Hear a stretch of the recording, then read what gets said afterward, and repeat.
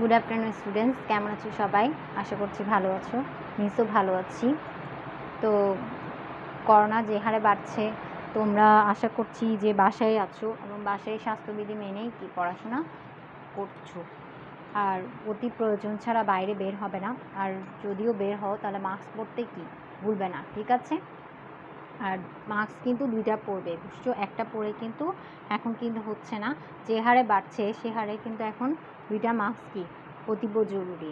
তো আমরা আজকের ক্লাসে ফিরে যাচ্ছি। আজকে আমাদের ইংলিশ সেকেন্ড পেপারের ক্লাসে গত ক্লাসে আমি একটু রিভিউ করি। গত ক্লাসে আমরা ছিলাম মডেল এক্সারসাইজ। এর আগের ক্লাসগুলোতে আমরা মডেলসের রুলসগুলো পড়েছিলাম। মডেলসের রুলসের মধ্যে can, could, may, might, shall, should, would, need, have to, এগুলোর ব্যবহার পড়েছিলাম। কোথায় ক্ষেত্রে বাংলায় এইসব ব্যবহারের ক্ষেত্রে আমরা এই ব্যবহারগুলো করে এক্সারসাইজগুলো কি করেছি। আশা করছি আমি গ্রুপে যে এক্সারসাইজগুলো তোমাদেরকে দিয়েছি তোমরা এগুলো করতে পেরেছো। আর যদি কোনো কারণে মডেলসের সমস্যা থেকে থাকে তোমরা আমার সাথে একটু, আমি যখন তোমাদের ক্লাস টিচার যখন ফোন করবে তোমরা যদি তার সাথে তাকে বলো যে তোমাদের ইংলিশের মধ্যে এরকম সমস্যা আছে, তাহলে দরকার হলে আমি সেই ক্লাসটা আবার নেব। আমাদের রিভিশনের মধ্যে আমি চেষ্টা করব যে যেগুলো কঠিন গ্রামাটিক পার্ট রয়ে গেছে সেগুলো আমি আরেকবার তোমাদেরকে করানোর জন্য, ঠিক আছে? আজকে আমরা সহজ একটা টপিকের উপরে ক্লাস নেব। তোমাদের সিলেবাসটা তোমরা দেখেছো, আমি কিন্তু সিরিয়ালি যাচ্ছি। তো এটা আমাদের অবশ্য প্রথম দিকেই পড়ার কথা, কিন্তু যেহেতু সিরিয়ালি এভাবে আছে আমি এই কারণে মডেলসের পরে ওখানে চলে গেছি। এটা আজকের টপিক হচ্ছে সেন্টেন্স। আজকের টপিকটা আমরা পড়বো কি সেন্টেন্স। সেন্টেন্সের সাথে আমরা সবাই পরিচিত, সেন্টেন্স ছাড়া কিন্তু কোনো গ্রামার কি সম্পূর্ণ হবে না। হ্যাঁ, একটা ওয়ার্ড দিয়েই কি সেন্টেন্স গঠিত। ওয়ার্ড যেমন গুরুত্বপূর্ণ তেমনি সেন্টেন্সটাও কি গ্রামার ক্ষেত্রে গুরুত্বপূর্ণ। তাহলে সেন্টেন্সের বাংলা কি জানো? বাক্য। সেন্টেন্সের বাংলা কি? বাক্য। এই সেন্টেন্স নিয়ে আজকে আমরা আলোচনা করব। তো সবাই কম বেশি ক্লাস 6-এ পড়েছো সেন্টেন্স কি। তারপর আমি একটু বলে দিচ্ছি, আজ 6-এর যেগুলো তোমরা পড়েছো 7-এ সেটা তোমাদের এখন রিভিশন হচ্ছে। তাহলে দুইবার রিভিশন হওয়াতে তোমাদের জন্য আরও সুবিধা হয়ে যাচ্ছে বুঝতে। তাহলে দেখো সেন্টেন্সে কি বলছে। একাধিক শব্দ পাশাপাশি বসে যদি মনের ভাব সম্পূর্ণভাবে প্রকাশ করে বা একটি সাবজেক্ট একটি ভার্ব থাকে তাকে বলা হয় কি সেন্টেন্স। একটি সাবজেক্ট থাকবে একটি ভার্ব থাকবে, সেটাই কি সেন্টেন্স। তোমরা বাংলা ব্যাকরণের মধ্যে বাক্য কিন্তু পড়েছো। তো বাক্যকে ইংরেজিতে সেন্টেন্স বলছে। আমি আবার বলছি, একাধিক ওয়ার্ড পাশাপাশি বসে যদি মনের ভাব সম্পূর্ণভাবে প্রকাশ করতে পারে অবশ্যই সেটার মধ্যে একটি সাবজেক্ট থাকতে হবে একটি ভার্ব থাকতে হবে। আমরা সাবজেক্ট কি ভার্ব কি সেটা কিন্তু অবশ্যই জানি। এই সাবজেক্ট ভার্ব মিলেই কি সেন্টেন্স গঠিত। এখন আমরা এই কাকে বলেটা লিখে ফেলব। তোমরা আমার সাথে সাথে লিখবে। একাধিক ওয়ার্ড পাশাপাশি বসে যদি মনের ভাব সম্পূর্ণরূপে প্রকাশ করে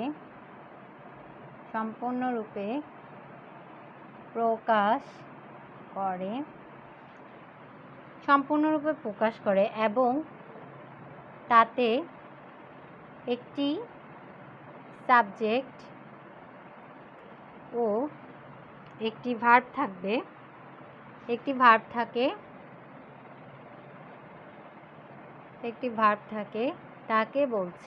তাকে সেন্টেন্স বলে। একাধিক ওয়ার্ড পাশাপাশি বসে যদি মনের ভাব সম্পূর্ণরূপে প্রকাশ করে এবং তাতে একটি সাবজেক্ট এবং একটি ভার্ব থাকে তাকে কি বলছে? সেন্টেন্স বলছে। তাহলে এটা একটু খাতায় লিখে নাও। এগুলো এখন সবগুলো তোমরা এখন খাতায় নোট করবে, কারণ বই যেহেতু নাই সেহেতু যেহেতু ক্লাসে নোট করে দিচ্ছি, পাশাপাশি তোমাদের খাতায় এগুলো লেখা হয়ে গেলে পরীক্ষার আগে এগুলো যদি একবার চোখ বুলাও তাহলে রিভিশন হয়ে যাবে। তাহলে একাধিক ওয়ার্ড পাশাপাশি বসে ওয়ার্ড মানে হচ্ছে শব্দ, বসে যদি মনের ভাব সম্পূর্ণরূপে প্রকাশ করে এবং তাতে কমপক্ষে বা তাতে একটি সাবজেক্ট থাকবে একটি ভার্ব থাকবে। সাবজেক্ট হচ্ছে আমি, আমরা, তুমি, তোমরা, সে, তারা, এগুলো হচ্ছে সাবজেক্ট। একটি ভার্ব থাকবে, ভার্ব মানে হচ্ছে ক্রিয়া থাকবে, তাকে বলা হচ্ছে সেন্টেন্স। ওকে, আশা করছি একটু তোমাদের কাছে ক্লিয়ার। এখন আমি এটা ইংলিশে মিনিংটা করে দিচ্ছি, মানে আমরা কাকে বলে মানে সংজ্ঞাটা এখন কিভাবে লিখবো, ইংলিশে লিখবো।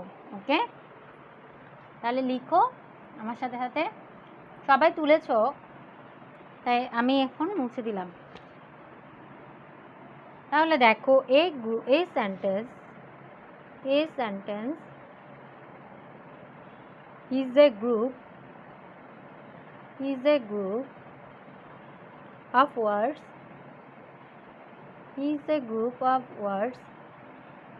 which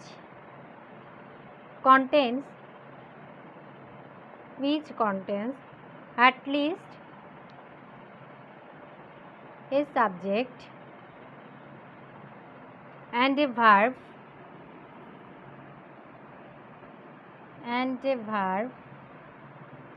and makes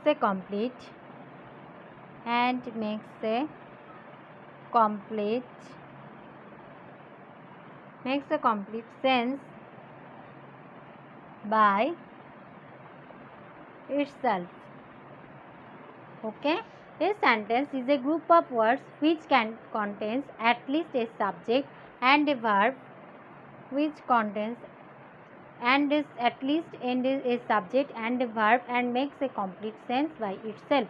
Okay, আবার বলছি দেখো, a sentence is a group of words which contains at least a subject and a verb and makes a complete sense by itself. Okay, এটাই হচ্ছে বাংলা ওয়ার্ড, যেটা একাধিক ওয়ার্ড পাশাপাশি বসে যদি মনের ভাব সম্পূর্ণরূপে প্রকাশ করে এবং তাতে একটি সাবজেক্ট এবং একটি ভার্ব থাকে, তাকে বলা হয় কি সেন্টেন্স। ওকে, তাহলে এবার আমি চলে যাচ্ছি সেন্টেন্সের উদাহরণটা কি হতে পারে। খুব নর্মালি বলতে পারি রুবেল ইজ এ স্টুডেন্ট বা শি ইজ এ স্টুডেন্ট। ওকে, তাহলে আমরা এখন এক্সাম্পলগুলো একটু দেখি। এক্সাম্পলের মধ্যে আমরা এখন ভার্ব দেখব, সাবজেক্ট দেখব। তাহলে এখানে কি বলছে দেখো, বা করিম দিয়ে লিখি, করিম ইজ এ স্টুডেন্ট। ঠিক আছে, 2 নম্বরে লিখি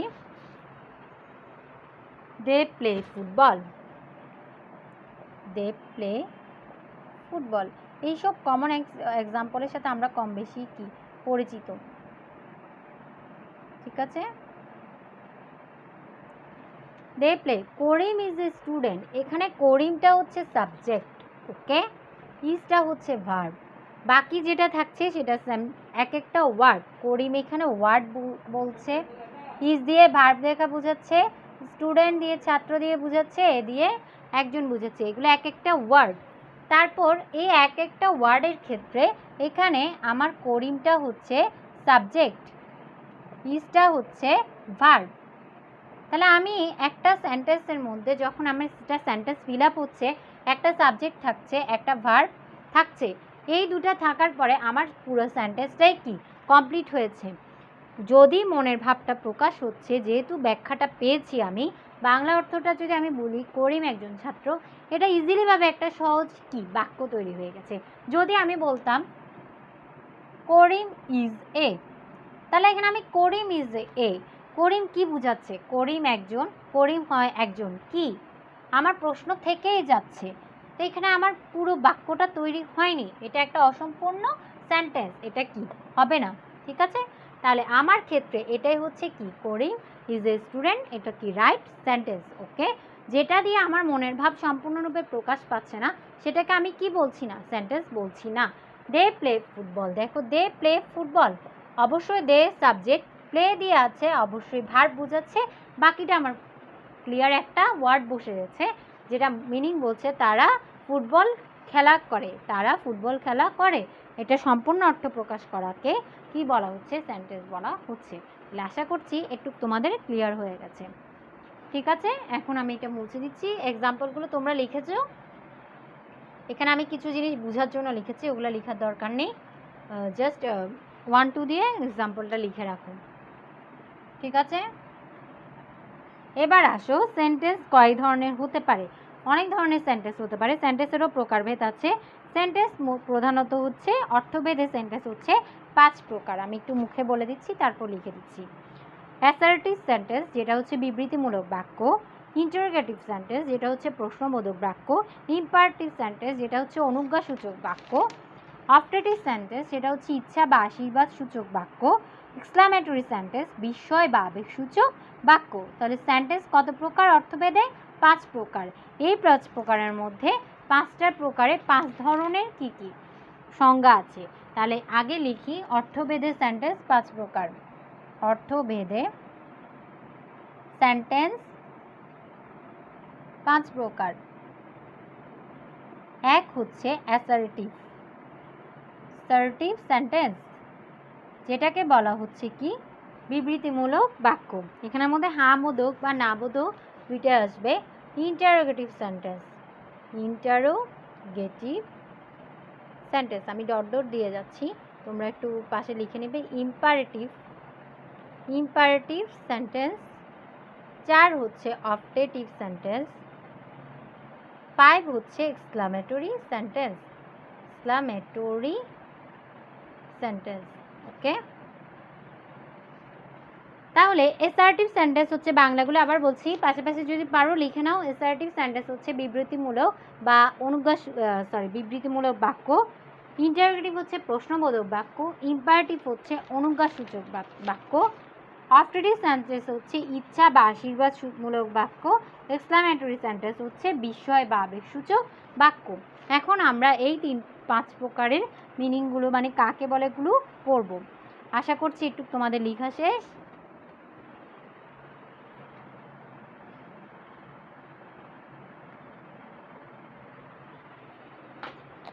তাহলে আমার প্রথমটা ছিল কি অ্যাসার্টিভ। ওকে, অ্যাসার্টিভ সেন্টেন্স। তাহলে অ্যাসার্টিভ সেন্টেন্সে কি বোঝায়? যে সেন্টেন্স দ্বারা কাকে বলে একটুগুলো লিখো, এগুলো জানার জন্য অবশ্যই খাতায় নোট থাকতে হবে। যে সেন্টেন্স দ্বারা কোনো বিবৃতি প্রকাশ পায়, যেহেতু বিবৃতিমূলক বাক্য বলেছে, বিবৃতি প্রকাশ পায় তাকে অ্যাসার্টিভ সেন্টেন্স বলে। তাহলে এখানে আমি অ্যাসার্টিভের ক্ষেত্রে অ্যাসার্টিভ আবার 2 ভাগে বিভক্ত হয়, অ্যাফার্মেটিভ বা নেগেটিভ, হ্যাঁবোধক বা নাবোধক। সেখানে আমি উদাহরণটা এভাবে দিতে পারি, করিম ইজ এ স্টুডেন্ট, অবশ্যই একটা হ্যাঁবোধক বাক্য। হি is not a good boy. তাহলে দুই ধরনের মিনিং বোঝাচ্ছে। একটা হচ্ছে করিম হচ্ছে ভালো ছাত্র, he is not a good boy. Karim is a student, Karim একজন ছাত্র। He is not a good boy, সে ভালো ছাত্র বা ভালো বালক নয়। তাহলে দেখো, Karim is a student, he is not a good boy. তাহলে যে সেন্টেন্স দ্বারা কোনো বিবৃতি প্রকাশ পায় তাকে বলা হচ্ছে অ্যাসার্টিভ সেন্টেন্স। আর এখানে অ্যাসার্টিভ সেন্টেন্স আমি প্রকারভেদটা লিখিনি, জাস্ট বুঝিয়ে বলেছি অ্যাফার্মেটিভ এবং নেগেটিভ, নাবোধক এবং কি আবোধক বাক্যের একটি উদাহরণ দিয়েছি। ঠিক আছে, তাহলে তুলে নাও। এবার আমাদের সেকেন্ডটা কি ছিল মনে আছে সবার? সেকেন্ডটা ছিল ইন্টারোগেটিভ সেন্টেন্স সম্পর্কে কিন্তু আমরা অবশ্যই পরিচিত।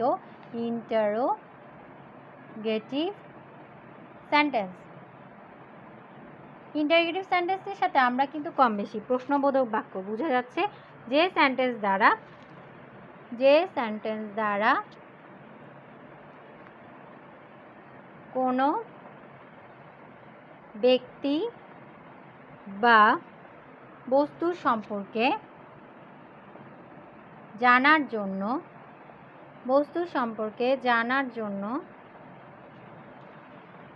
জন্য প্রশ্ন করা হয় তাকে ইন্টারোগেটিভ সেন্টেন্স বলে।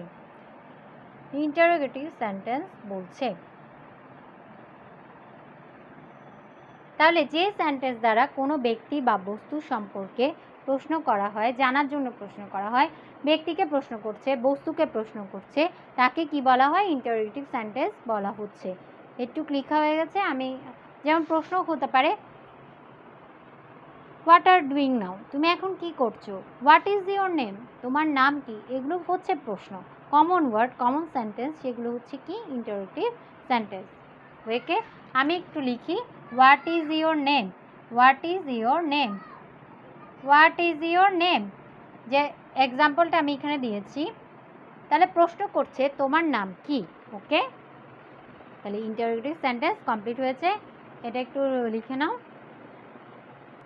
ইম্পারেটিভ সেন্টেন্স দেখো, যেটা অনুজ্ঞাসূচক বাক্য বলেছে, যে সেন্টেন্স দ্বারা আদেশ, উপদেশ, অনুরোধ, প্রস্তাব, নিষেধ ইত্যাদি বুঝায় তাকে ইম্পারেটিভ সেন্টেন্স বলে। যে সেন্টেন্স দ্বারা আদেশ, উপদেশ, অনুরোধ, প্রস্তাব, নিষেধ, আদেশ, উপদেশ, অনুরোধ, প্রস্তাব, নিষেধ এগুলো বুঝাবে তাকে বলা হচ্ছে কি ইম্পারেটিভ সেন্টেন্স। যেমন রিড দ্য বুক, বইটি পড়ো, সেটা আমি তোমাকে আদেশ করছি। ওপেন দ্য ডোর, দরজাটি খোলো, এটা একটা অনুরোধ করা হয়েছে। তাহলে এগুলো কি ইম্পারেটিভ সেন্টেন্স। তাহলে বুঝতে পেরেছো, আদেশ, উপদেশ, অনুরোধ, প্রস্তাব বা নিষেধমূলক বাক্য যেখানে দেখবে সেটাকে বলা হচ্ছে কি ইম্পারেটিভ সেন্টেন্স। এটা একটু তুলে নাও। আমাদের 3টা করা হয়েছে আর 2টা আছে, এখন লিখবো এগুলো। অপটেটিভ সেন্টেন্স কি বোঝায়, যে সেন্টেন্স দ্বারা ইচ্ছা বা আশীর্বাদ, এখানে বলছে ইচ্ছা বা আশীর্বাদমূলক বাক্য যেটা, সেটাকে অপটেটিভ সেন্টেন্স বলে। যে সেন্টেন্স দ্বারা ইচ্ছা বা আশীর্বাদ বুঝায় তাকে বলা হয় অপটেটিভ সেন্টেন্স। যেমন মে ইউ বি হ্যাপি বা লং লিভ বাংলাদেশ, ইচ্ছা প্রকাশ করছে, লং লিভ বাংলাদেশ। আমি 2টা করে এক্সাম্পল লিখতে পারো। মে ইউ বি হ্যাপি, তুমি সুখী হও, কাউকে ইচ্ছা বা আশীর্বাদ প্রকাশ করছে। লং লিভ বাংলাদেশ, বাংলাদেশ কি দীর্ঘজীবী হোক, ইচ্ছা প্রকাশ করছে। তাহলে বোঝা যাচ্ছে ইচ্ছা বা আশীর্বাদ যেটা বুঝাবে সেটাকে কি বলা হয়, অপটেটিভ সেন্টেন্স বলা হচ্ছে। একটু লেখা হয়ে গেছে। এবার আমরা লাস্ট ওয়ানে চলে যাচ্ছি। লাস্ট ওয়ানে আমাদের কি ছিল, লাস্ট ওয়ান ছিল এক্সক্লামেটরি সেন্টেন্স। আশা করছি এটা লেখা শেষ, আমি কিন্তু মুছে দিলাম। 5 নাম্বার হচ্ছে এক্সক্লামেটরি সেন্টেন্স। তাহলে এক্সক্লামেটরি সেন্টেন্সটা আমার কেমন হবে দেখো, বিস্ময় বা আবেগসূচক, যে সেন্টেন্স দ্বারা বক্তার মনের আবেগ, বিস্ময়, আনন্দ, দুঃখ প্রকাশ পায় তাকে এক্সক্লামেটরি সেন্টেন্স বলে। তাহলে যে সেন্টেন্স দ্বারা আবেগ, বিস্ময়, আনন্দ, দুঃখ প্রকাশ পাবে তাকে কি বলা হচ্ছে, এক্সক্লামেটরি সেন্টেন্স বলা হচ্ছে। তাহলে এখানের মধ্যে আবেগ কেমন হতে পারে দেখো, ও ইটস ভেরি স্যাড, বা বলা যায় হাউ নাইস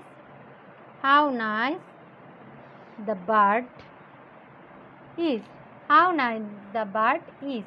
এখানে অবশ্যই একটা বিশ্ববোধক চিহ্ন হবে, যেটার ক্ষেত্রে বোঝা যায় পাখিটি কি সুন্দর। এটা আমি খুব মানে কিভাবে একটু খুব সুন্দর করে বলছি। তাহলে যে সেন্টেন্স দ্বারা বক্তার মনের আবেগ, বিস্ময় বা আনন্দ, দুঃখ প্রকাশ পায় তাকে বলা হচ্ছে এক্সক্লামেটরি সেন্টেন্স।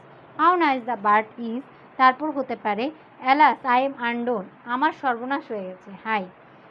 তারপর বলা যে হুররে আওয়ার টিম হ্যাজ উন, আমরা আনন্দ প্রকাশ করলে বলি আমাদের দল জিতে গেছে, ঠিক আছে, বা আমরা পরীক্ষা পাশ করলে খুব উল্লাসের সাথে বলে থাকি, সেগুলোই হচ্ছে কি এক্সক্লামেটরি সেন্টেন্স। তাহলে এই 5 প্রকারের সেন্টেন্স আশা করছি সবার কাছে ক্লিয়ার হয়ে গেছে যে কিভাবে বাক্যগুলো বোঝা যায়। এবার আমি এখন হোমওয়ার্ক তোমাদেরকে দিয়ে দিচ্ছি। তোমাদের হোমওয়ার্ক হচ্ছে সেন্টেন্স কাকে বলে, কত প্রকার ও কী কী, প্রত্যেক প্রকারের উদাহরণসহ শিখে লিখবে। আমি যে 5টা তোমাদেরকে উদাহরণ করে দিয়েছি, কাকে বলে লিখে দিয়েছি, সেগুলো তোমরা কি এক্সাম্পল দিয়ে খাতায় নোট করে দেয় আবার শিখে। ঠিক আছে, আজকে ক্লাস এখানে শেষ করছি। সবাই ভালো থাকবে, বাসায় নিরাপদেই থাকবে। ধন্যবাদ।